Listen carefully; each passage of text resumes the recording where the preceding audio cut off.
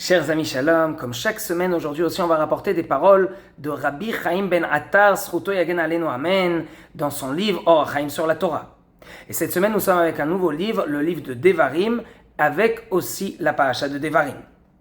Au chapitre 1, verset 37, il nous est dit « Contre moi aussi l'Éternel s'irrita à cause de vous, au point de dire « Tu ne rentreras pas, toi non plus ». Donc ici, nous avons le verset qui nous raconte que Hachem a interdit à Moshe Rabbeinu de rentrer en Israël. Maintenant, il faudrait comprendre un petit peu le contexte.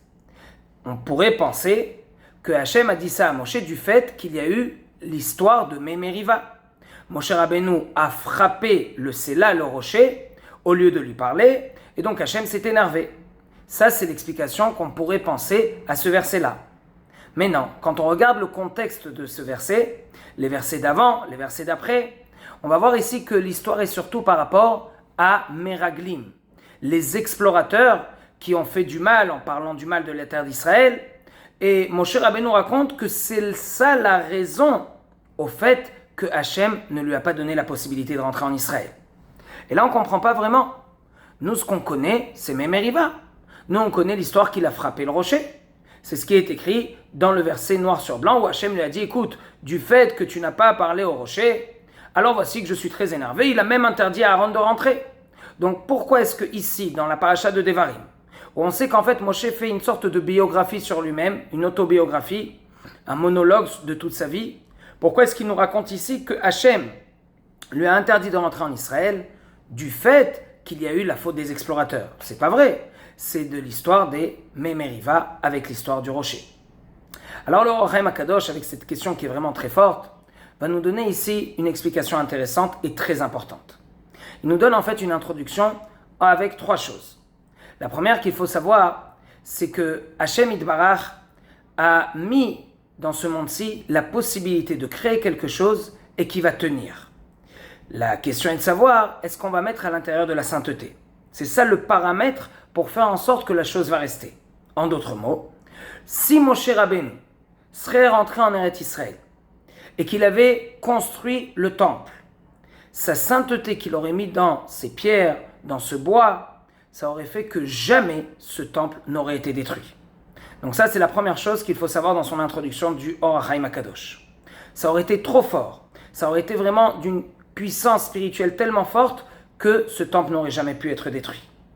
La seconde chose qu'il faut savoir, c'est que le soir où les explorateurs ont parlé du mal de la terre d'Israël, c'était le soir de Tisha B'Av, où on sait que par la suite, Hachem a dit, si c'est comme ça, le premier temple va être détruit le soir de Tisha B'Av. Et la troisième chose qu'il faut savoir dans l'introduction du Rav, c'est qu'il est écrit dans un verset, Mizmor la'asaf Elohim go'im ba'im benachalatecha.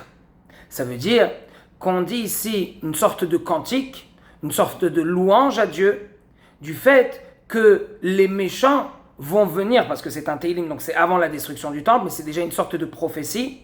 Voici que les méchants vont venir et qu'ils vont détruire le temple. Et là on se demande, pourquoi commencer avec une louange? Ce n'est pas une simcha, ce n'est pas une joie de savoir que les méchants vont détruire le temple. Il aurait mieux fallu écrire même Kina. Kina, ça veut dire donc une souffrance, un malheur. Donc ça, c'est très compliqué. Et là, le Or Chaim Akadosh nous enseigne quelque chose de très important. Il nous dit comme ça. Lorsqu'il y a eu la faute des explorateurs, en fait, s'il n'y avait pas eu cette faute, Hachem aurait fait rentrer Moshe Rabbeinu en Israël. Et s'il serait rentré, alors c'est lui-même qui aurait construit le temple. Et si il va construire ce temple, alors maintenant dans les murs, il va y avoir une puissance spirituelle très forte, qui va faire en sorte que ce Beth Amikdash ne peut jamais être détruit. Maintenant, qu'est-ce qui va se passer par la suite? Le peuple juif va fauter, comme on le voit par exemple dans le livre de Shoftim. Très souvent, ils vont faire des fautes. Et là, Hachem va s'énerver contre eux énormément. Encore plus quand on va arriver dans la période, on va appeler ça la période même plus tard, où il va y avoir donc la faute de l'idolâtrie qui est très grave. Maintenant, Hachem a un problème. D'un côté, il faut qu'il donne une punition. Et là, il ne peut pas donner cette punition en brûlant le temple. Car en fait, c'est ça ce qu'il va faire dans notre situation qu'on connaît, plutôt dans la constellation qu'on connaît qui s'est vraiment passée. Hachem a mis toute sa colère contre le temple, contre les murs, c'est ça ce qu'il a fait. Mais là, du moment que c'est Moshe Rabbeinu qui va le construire, d'après cette constellation-là, Alors Hachem ne peut plus s'énerver contre le temple, il ne peut plus mettre sa colère contre le temple, et donc automatiquement il serait obligé d'aller contre qui? Je ne veux même pas le dire, mais vous avez compris, contre le peuple juif. Donc en d'autres mots, ça aurait été très très grave. Donc il dit Moshe Rabbeinu, il dit qu'en fait, si quand même il serait rentré Moshe Rabbeinu, il aurait réussi peut-être à faire en sorte qu'il aide le peuple juif à ne pas fauter. Mais le fait qu'il n'est pas rentré, alors maintenant, tout est arrivé, tout est ce problème-là.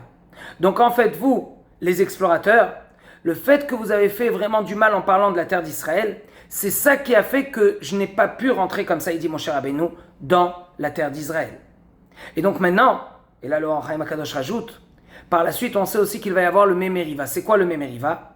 Après 38 ans, voici qu'Hachem va dire à Moshe, écoute, tu as la possibilité, mais ça il ne lui dit pas, ça c'est entre guillemets, entre parenthèses, tu as la possibilité de tout arranger.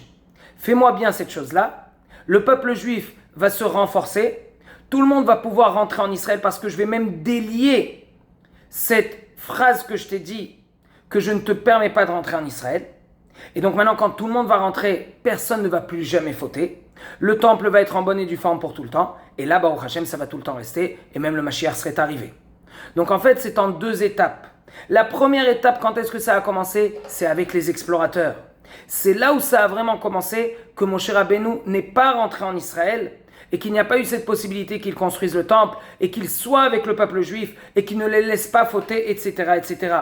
Donc en fait, Hachem il dit, ça c'est déjà le début, c'est même Moshe Rabbeinu qui raconte, ça c'est déjà la première fois où je ne suis pas rentré en Israël. C'est ça la véritable cause, c'est ça la véritable raison pourquoi je ne suis pas rentré.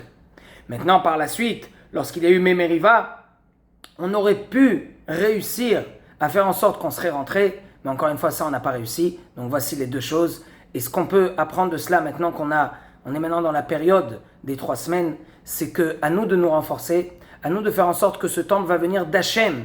C'est Hachem lui-même qui va le construire, donc c'est sûr qu'il ne va jamais être détruit. Il sera tellement fort qu'il va tout le temps nous aider à avancer vers Hachem, à avoir une plus grande proximité avec Hachem, et donc en d'autres mots, faire en sorte que tout le temps, ce temple restera dans sa plus grande splendeur. Que des bonnes choses et que des bonnes nouvelles.